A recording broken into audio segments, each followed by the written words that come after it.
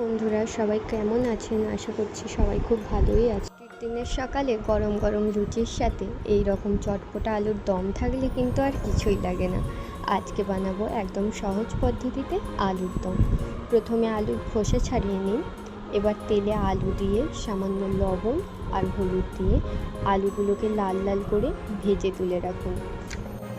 ওই তেলেই তেজপাতা, লঙ্কা ও গোটা গরম মশলা ফোড়ন দিয়ে রঙের জন্য আমি এখানে সামান্য কাশ্মীরি লঙ্কার গুঁড়ো ব্যবহার করেছি।